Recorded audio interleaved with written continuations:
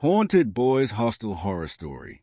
Raj Malhotra had heard the rumors about St. Xavier's Boys Hostel before he moved in, but at 19 years old and desperate for affordable accommodation near his engineering college in Shimla, he dismissed them as urban legends meant to scare freshers.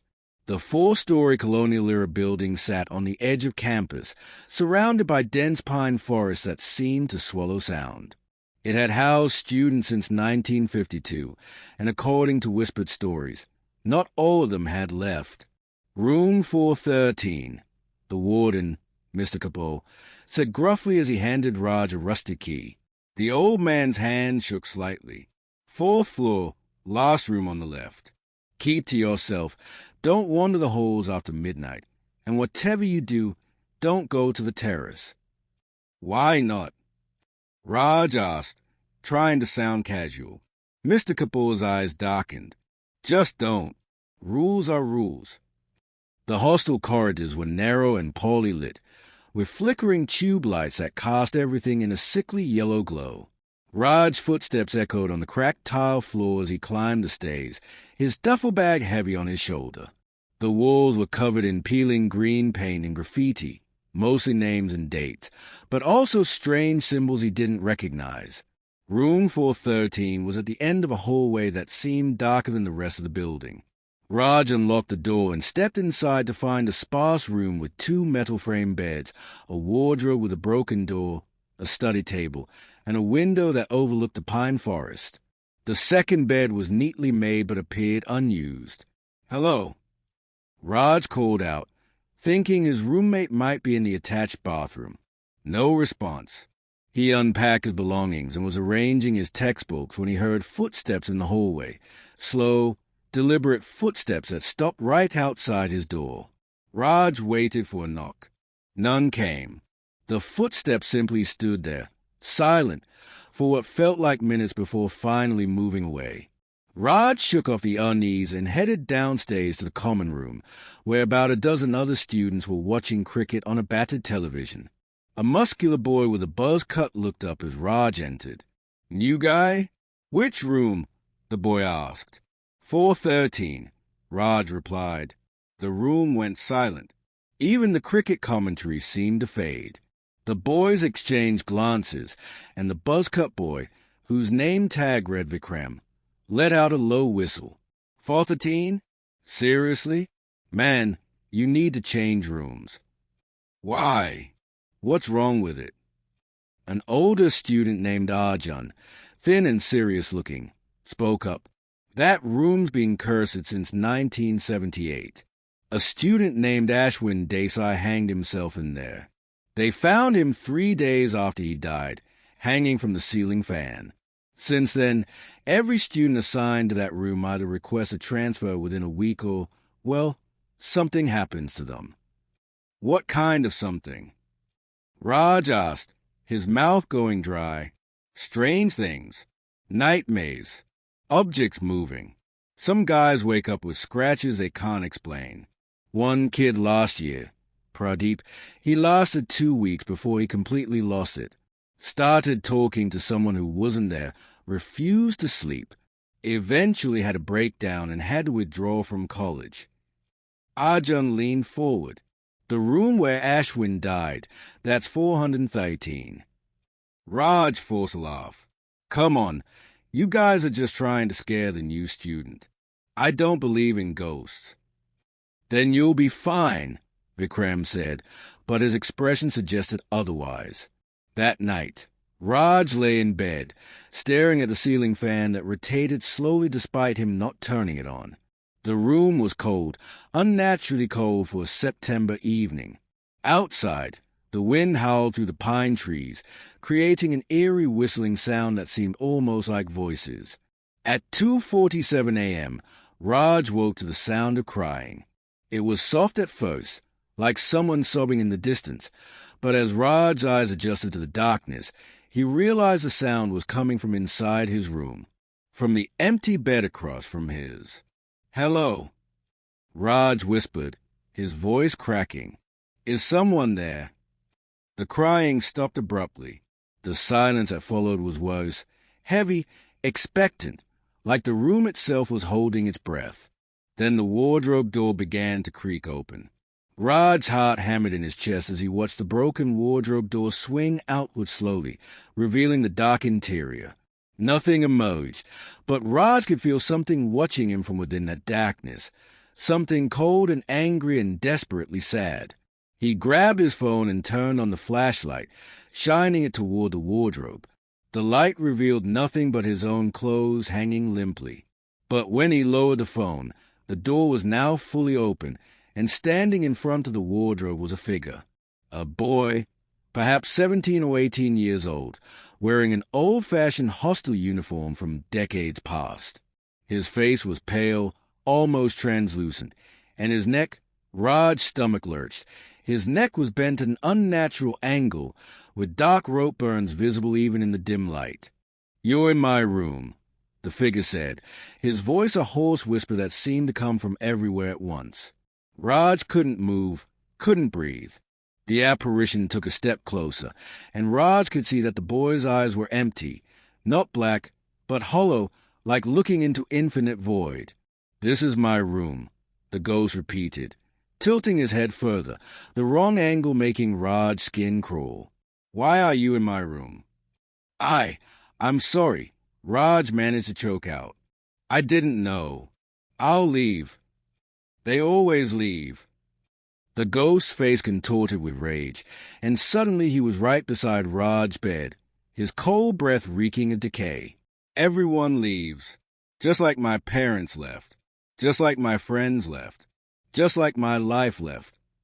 Raj rolled off the bed and scrambled toward the door, but it wouldn't open. The lock seemed jammed, or held shut by some invisible force.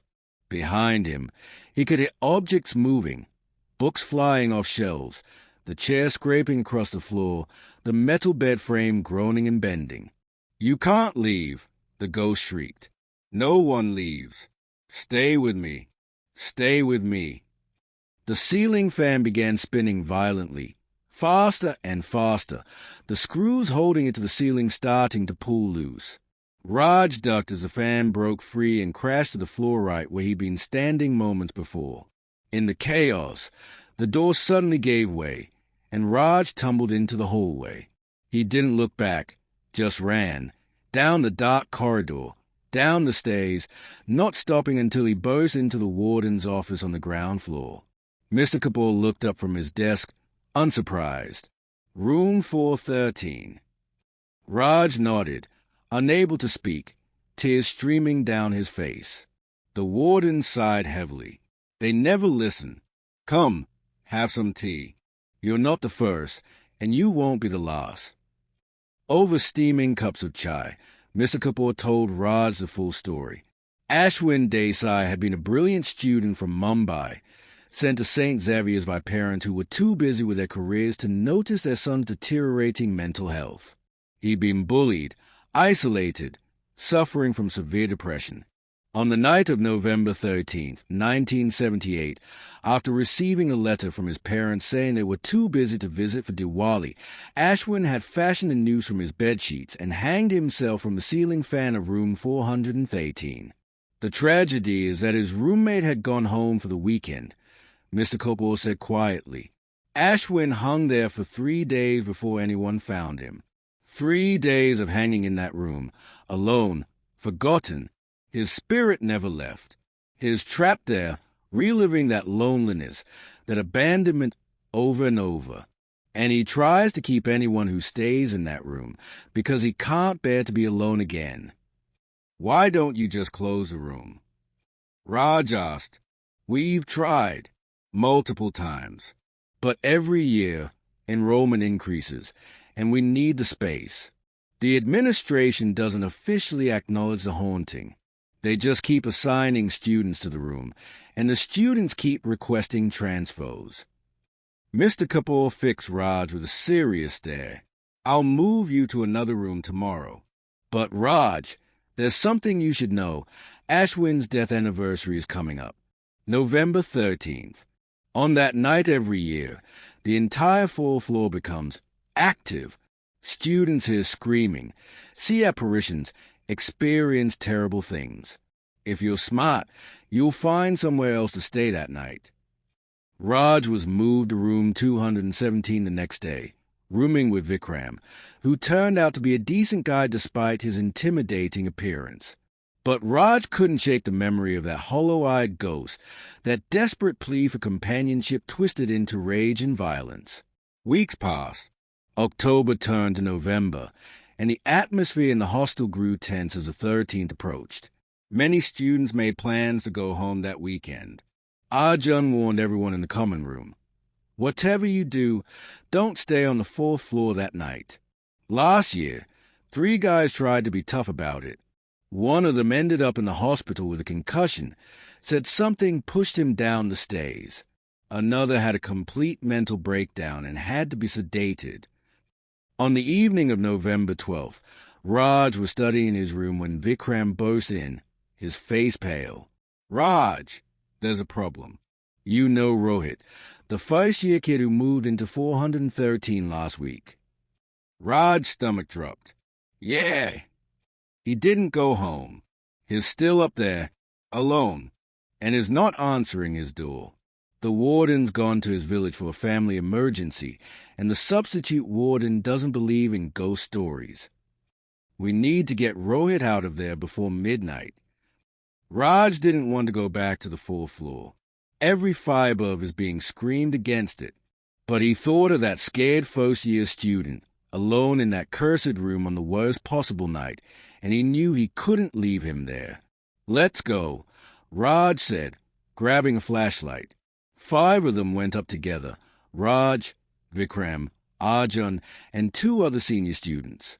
The 4th floor was freezing cold, their breath visible in clouds. The hallway lights were all off, and their flashlights seemed to barely penetrate the darkness. Room 413's door stood slightly ajar. "Rohit," Vikram called out. "Rohit, buddy, we're here to get you out. Come on." No response. Raj pushed the door open wider, his flashlight beam cutting through the darkness. The room was in chaos. Furniture overturned, books scattered everywhere, the curtains torn from their rods. And in the center of the room, standing perfectly still with his back to them, was Rohit. "Rohit," Raj said softly, "are you okay?" Rohit turned around slowly, and Raj's blood turned to ice. The boy's eyes were completely black, like pools of oil, and when he smiled, it wasn't his smile. It was wrong, too wide, showing too many teeth. "He can't come with you," Rohit said in a voice that wasn't his own. It was Ashwin's voice, layered with decades of loneliness and madness. "He's staying here, with me. Finally, someone is staying with me." The door slammed shut behind them, and all their flashlights went out simultaneously. In the absolute darkness, Raj heard Ashwin's voice coming from everywhere at once. "No one leaves. Not anymore. Not tonight. Tonight, you all stay with me." What happened in that room over the next hour would haunt Raj for the rest of his life. The struggle to reach Rohit, to break Ashwin's hold on him. The sensation of invisible hands grabbing at them, cold as grave earth. The sound of Ashwin's voice, screaming about loneliness, about being forgotten, about the endless darkness of death. They finally managed to drag Rohit out, half-conscious and babbling incoherently. But as they stumbled down the stairs, Raj looked back one last time and saw Ashwin standing in the doorway of room 413, tears streaming down his translucent face, looking smaller and younger and more heartbreakingly sad than terrifying. "Please," the ghost whispered, "don't leave me alone. Please don't leave me alone again." Raj reported everything to the administration the next day. After Rohit's hospitalization and the testimony of 5 students, the college finally took action. Room 413 was permanently sealed, the door locked and chained. But sometimes, late at night, students on the 4th floor still hear crying coming from behind that locked door. And on November 13th every year, those brave or foolish enough to stay in the hostel swear they can hear a voice, young, desperate, heartbroken, echoing through the empty corridors. Don't leave me. Please, someone stay. I'm so alone. Raj graduated and left St. Xavier's, but he never forgot Ashwin Desai. Every year on November 13th, he lights a candle and says a prayer for the lonely boy who died in room 413, hoping that somehow, somewhere, Ashwin finally found the peace and companionship he'd been denied in life. The hostel still stands, and room 413 remains sealed. But the haunting continues, a tragic reminder that sometimes the scariest ghosts are not the ones who want to harm us, but the ones who simply don't want to be alone.